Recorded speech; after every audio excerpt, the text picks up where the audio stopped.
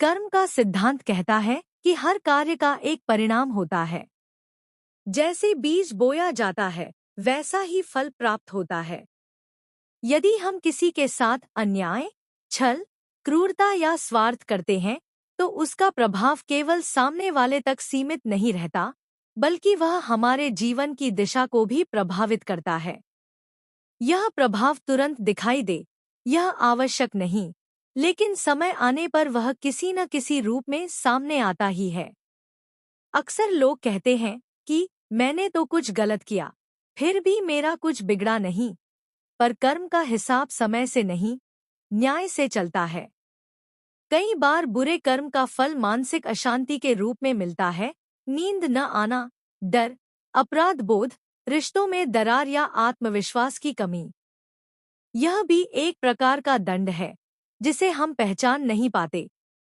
धार्मिक मान्यताओं के अनुसार कर्म केवल इस जन्म तक सीमित नहीं रहते। कहा जाता है कि यदि इस जन्म में कर्म का फल नहीं मिलता, तो अगले जन्म में अवश्य मिलता है।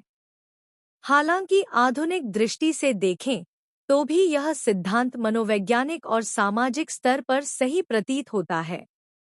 जो व्यक्ति लगातार बुरे कर्म करता है, वह धीरे धीरे विश्वास खो देता है, लोग उससे दूरी बनाने लगते हैं, अवसर कम होने लगते हैं और अकेलापन बढ़ता जाता है। समाज में भी हम देखते हैं कि जो व्यक्ति दूसरों को धोखा देता है, वह एक दिन खुद धोखे का शिकार बनता है।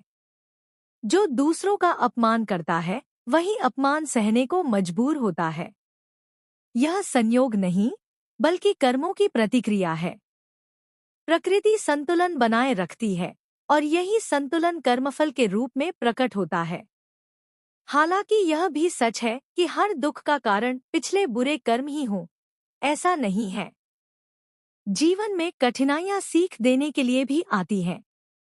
लेकिन जब हम ईमानदारी से आत्ममंथन करते हैं, तो कई बार अपने कष्टों के पीछे अपने ही निर्णय और कर्म दिखाई देने लगते हैं।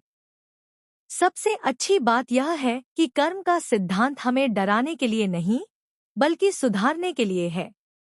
यदि हम आज अपने कर्म सुधार लें, सच बोलें, करुणा रखें, दूसरों की मदद करें, तो आने वाला समय बेहतर बनाया जा सकता है। बुरे कर्मों की श्रृंखला को आज ही रोका जा सकता है।